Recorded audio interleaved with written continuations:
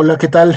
Pues resulta que en este mes de octubre cumplo 35 años de haberme iniciado como periodista, escritor, vamos a decirlo así, profesionalmente. Entonces, en este video, pues quiero platicar un poco sobre cómo me inicié en esto de la escritura y el periodismo. Y pues bueno, les voy a empezar a contar, aunque ya algunos, bueno, sobre todo muchos de mis amigos, pues ya lo saben, lo conocen, porque yo siempre he platicado sobre mis experiencias, pero quiero compartirlo con ustedes aquí a través del canal, pues para que vayan conociendo y sobre todo, pues como una forma de festejar esos 35 años que pues la verdad se han ido como agua. Ahora, ¿por qué pongo como fecha de inicio eh, este mes de octubre para ser los 35 años? Pues bueno, todo es porque precisamente el 31 de octubre de 1986 fue cuando me publicaron por primera vez un texto en el periódico Uno más Uno, que en ese entonces su director editorial era el maestro Huberto Batis, y yo asistía en ese entonces a su taller en el Museo Carrillo Gil, su taller de periodismo cultural. Una de las características de este taller era que el maestro nos publicaba a los que presentábamos los mejores trabajos, o los que él consideraba los mejores trabajos, nos los publicaba en la página de Ciudad.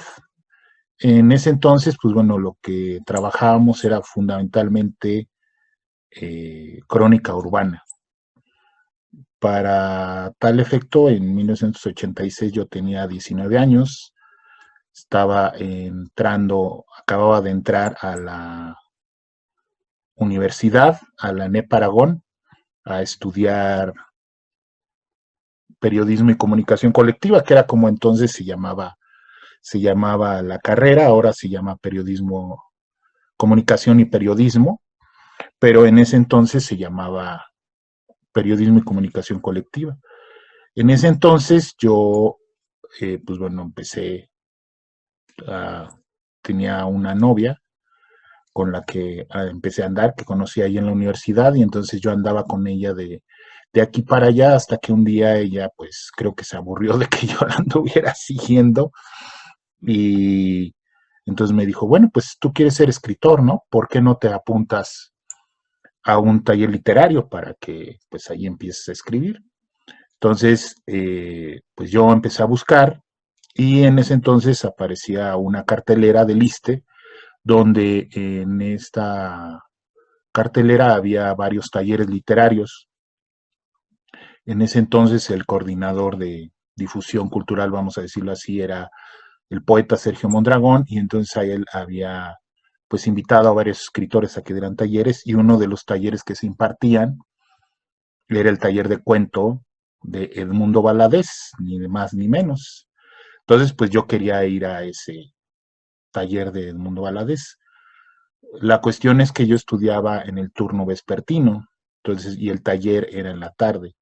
Entonces, pues yo estaba dispuesto a faltar un día a la escuela con tal de ir al taller de Edmundo Valadez.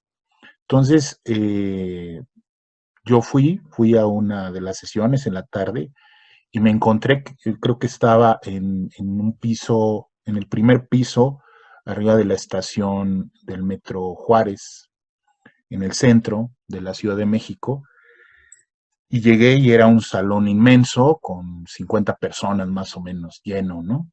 Y ahí a lo lejos se veía pues la calva del maestro Valadez, este, agachado ante un texto y leyéndolo con voz muy pausada.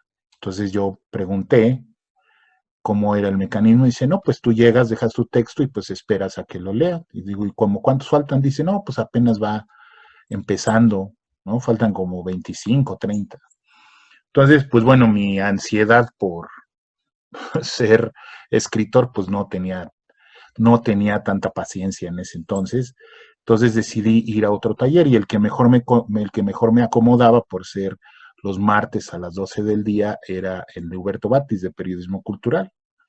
Entonces yo llegué allí a ese taller pues viendo cómo era, no estaba tan lleno, había unas 10, 12 personas, era bastante agradable el espacio ahí en el Carrillo Gil, en la parte de abajo, y pues el maestro Batis leía los textos que le presentaban.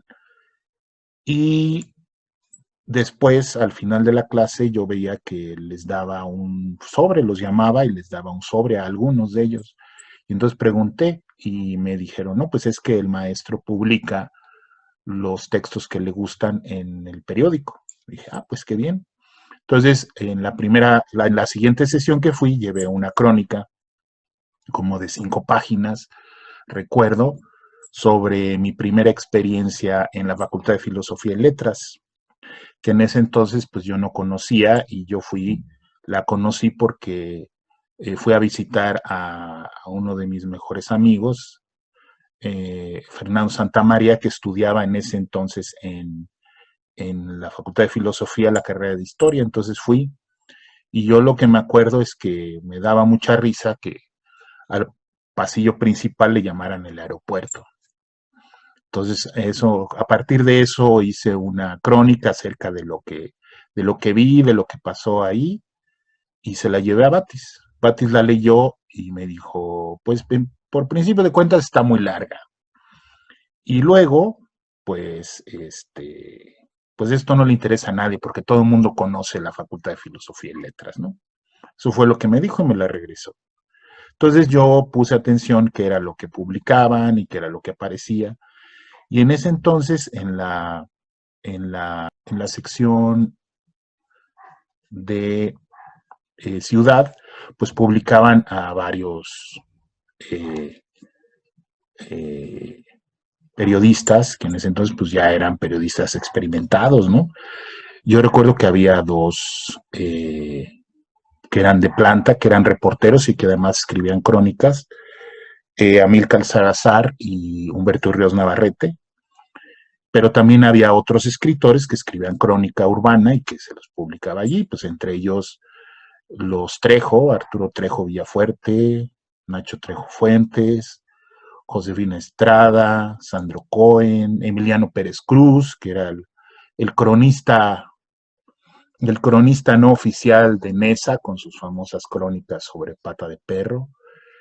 Y pues esos fueron mis maestros, esos fueron a los que yo les aprendí y les emulaba en ese entonces, en el 1+1, que en ese entonces pues acababa de suceder la escisión de la jornada, del 1+1 y de la jornada, y pues muchos se habían ido a la jornada y pues quedaba ahí en el 1+1, que todavía lo dirigía Manuel Becerra Costa y todavía era uno de los mejores periódicos de México.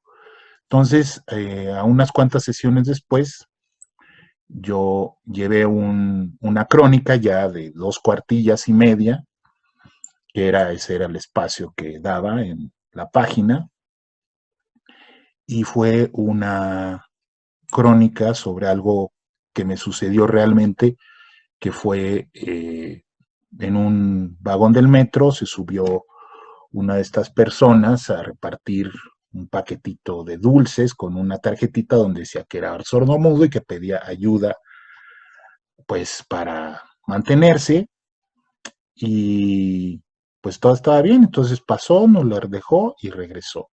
Y entonces iban unos pues estudiantes, supongo, también, y entonces ellos le hicieron burla y le gritaron y le dijeron, oye, se te olvidó esto, y lo cual no era cierto. Entonces, pues obviamente este chavo pues se supone que era sordomudo y pues no les hizo, pues no atendió a los gritos y se bajó. Pero cuando se bajó, ya que iba avanzando el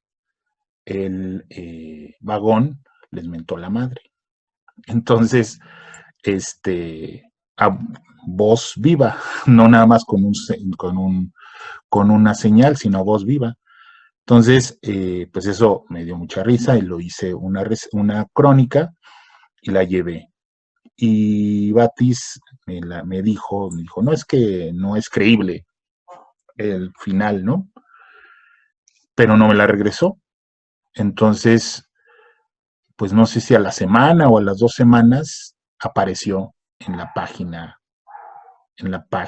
de Ciudad de del diario No Más Uno, el 31 de octubre de hace 35 años. Y pues para mí ese es mi inicio profesional como periodista y como escritor. Ese yo lo tomo como inicio profesional, digo, por ser una de las, eh, pues uno de los medios más prestigiados y ser un medio profesional, aunque yo ya traía una experiencia de escritura en publicaciones estudiantiles, pues desde la secundaria, que entonces, pues bueno, si nos regresamos, pues es desde que estaba yo en tercer año de secundaria, de 13, 14 años, ahí empecé yo a escribir a instancias de mi amiga Verónica Lomelí, que ahora, pues bueno, ella está en Canadá y ya tiene mucho que no nos vemos, aunque estamos en contacto por las redes. Y ella fue la que me instigó a que escribiera, porque ella era la directora, redactora y impresora única del periódico del salón, del tercero D, era el tercero de secundaria, y ella escribía un periodiquito, y cuando digo escribía es que lo escribía a mano en hojas de papel tamaño profesional del cuaderno que arrancaba de sus cuadernos y escribía, eran 3, 4, 5 hojitas escritas a mano, a pluma, que ella compartía con sus amigas, con su grupo de amigas. Entonces, yo una vez lo vi que se lo estaban pasando, se los arrebaté, dije, a ver, presten, ¿qué están haciendo?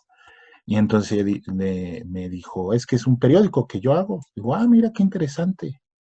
Digo, pues deberías de distribuirlo más, ¿no? Para que lo leyeran más gente. Porque ella allí estaba escribiendo una novela por entregas, que era la historia de un cerillo en una caja de cerillos. Y entonces cada episodio era cómo iban saliendo sus amigos cerillos y cómo este cerillo se iba quedando solo. Duró no sé cuántos episodios. Yo siempre pensé que Verónica sería la escritora. Bueno, ella después pues me decepcionó y terminó estudiando veterinaria y luego ella misma se decepcionó a sí misma y terminó estudiando comunicación en la UAM y pues bueno, ya después trabajó y bueno, ya terminó yéndose a Canadá y allá vive muy contenta en la UNAM, trabajando en la UNAM de allá de Canadá. Pero en ese entonces, pues ella hacía ese periódico. Entonces yo primero empecé colaborando con ella haciendo logo, porque en ese entonces yo quería ser dibujante o dedicarme a dibujar, que pues después pues lo dejé precisamente por las letras y entonces yo hice el logotipo del periodiquito que era el Boletín del D. Digo, de allí nos faltaba un poquito de imaginación, pero era el Boletín del D y pues también era una D en patineta. Ese era mi logotipo, entonces yo lo hice con plumín y luego pues ya aparecía ahí en cada uno de los números, que cada vez iba tomando ya forma como un periodiquito, aunque seguía siendo hecho a mano.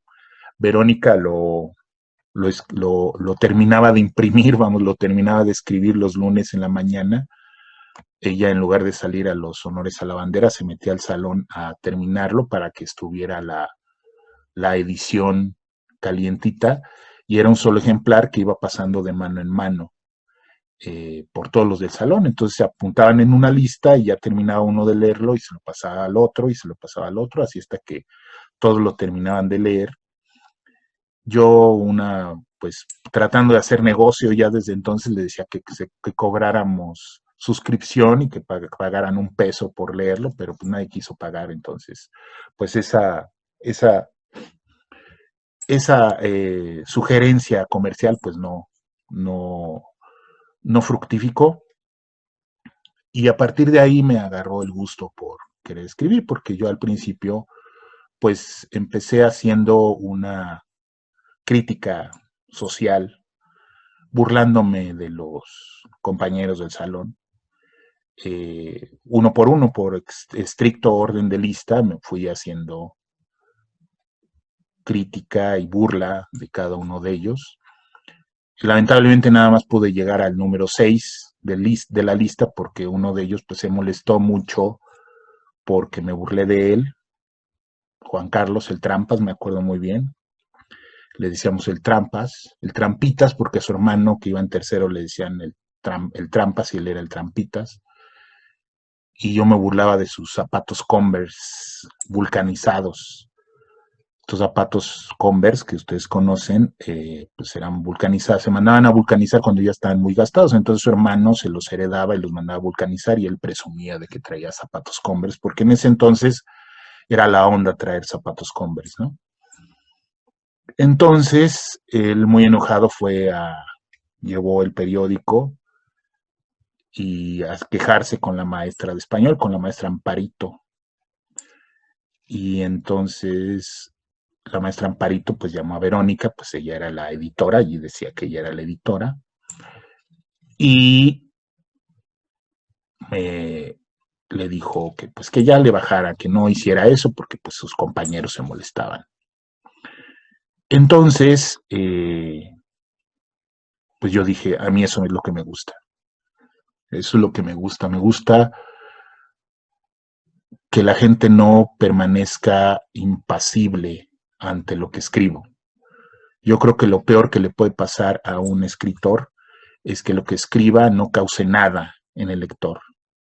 Entonces, el objetivo del escritor es conmover al lector, es provocarle algo, provocarle risa, provocarle llanto, provocarle ira, provocarle asco, algo, pero provocarle algo.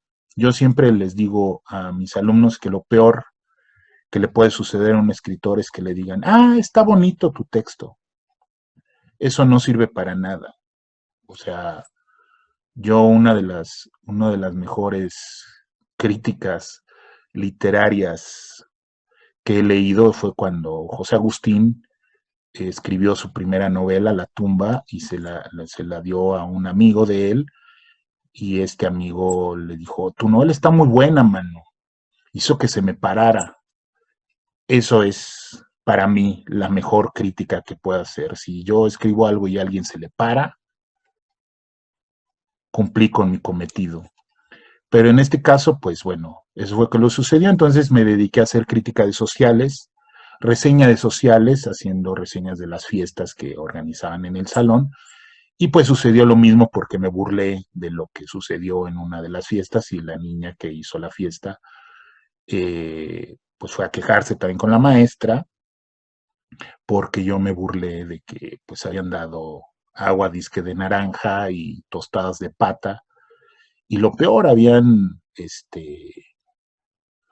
puesto la cumbia del amor toda la tarde porque no tenían otro disco más que ese, y lo pusieron como 10,000 veces, la cumbia del amor, que seguramente ustedes la han escuchado, ¿no? Que es una canción muy imaginativa, con mucha imaginación, que todo el tiempo es la cumbia del amor, la cumbia del amor, la cumbia del amor. Por ahí se las voy a poner. Y pues también eso fue. Entonces me dediqué a hacer crítica de reseña de grupos, reseña de grupos imaginarios. Y bueno, pues con eso llegamos al fin del año, del tercer año, y pues pasamos a la prepa. Y en la prepa, pues yo me metí a hacer un periódico que era en la clase de comunicación, de la cual yo no formaba parte de esa clase de comunicación, porque en ese entonces en el CCH, yo estudié en el CCH Vallejo, en el CCH Vallejo se llevaba en el último año materias optativas. Entonces uno podía escoger las materias que uno quisiera de cierto grupo de materias, de ciertas disciplinas, cierto campo de conocimiento, y entonces yo, como yo sabía que yo ya iba a estudiar comunicación cuando saliera a la universidad, pues no estudié comunicación. Sin embargo, yo tenía una novia con la que andaba en ese entonces y ella entraba a la clase de comunicación, y como yo no tenía clases a ese horario, que yo iba en otro salón, entraba a las clases de comunicación y terminé siendo el director del periódico del salón, que además pues fue toda una experiencia. Ya fue mi primera experiencia ya editorial, haciendo una publicación, que en ese entonces pues bueno, lo hacíamos con mimeógrafo. Lo parábamos el texto, se llama para picar el texto, lo picábamos en una hoja para mimeógrafo, y esa hoja se montaba en un tambor, y era el mimeógrafo es una imprenta manual, para que entiendan los jóvenes. Y entonces a nosotros la universidad nos daba el papel, nos regalaba el papel, era papel de colores, y entonces nosotros teníamos que hacerlo todo: escribir, imprimir y venderlo. Y entonces, pues todos los de las clases de comunicación andaban vendiendo sus periódicos, ¿no? Que era muy chistoso, porque cada periódico era de un papel, de un color de papel diferente. Entonces, el de nosotros era rosa. Entonces, pues ahí andaba todo el mundo y andaba vendiéndolo y todo. Entonces yo en ese entonces empecé a escribir sobre rock, porque a mí me gustaba mucho el rock. Yo leía y leía muchas revistas de rock en ese entonces que existían, bueno, las pocas revistas de rock que existían, que eran como tres, que era la revista Conecte, la revista Rock Pop, Discotech Rock Pop, y la revista Sonido. Entonces, estando en la secundaria, yo ya había ganado un concurso de artículo, escribiendo un artículo sobre Deep Purple, y me gané una colección de 10 discos en mi Capitol, que en ese entonces se hizo una colección que se llamaba Convivencia Sagrada. Entonces me acuerdo mucho que, pues bueno, salió, gané el premio, y fui con mi hermano Alejandro, que pues bueno, yo tenía 13 años y él pues tenía 10 20 y tantos. Y él, cuando llegamos a la revista, el editor, que en ese entonces era Walter Schmidt, un músico, editor y músico y periodista también cultural, le dio los discos a mi hermano, y le dijo, y él le dijo, no, es que él fue el que escribió el artículo, y me señaló a mí, dice, ¿tú lo escribiste? Le digo, sí, y ya me dio a mí los discos, y ese fue mi primer, vamos a decirlo así, premio que obtuve por la escritura, y creo que ha sido el único premio, algo es lo único que me he ganado con esto de la escritura realmente. Eh, y entonces, pues yo escribía sobre rock, y entonces en el periódico escribía en ese entonces, en el periódico de CCH, en ese entonces pues empezaba lo del rock en tu idioma, y empezaba Rocotitlán, y entonces había todo un movimiento de rock mexicano, al cual yo no iba porque pues obviamente mis papás no me dejaban ir,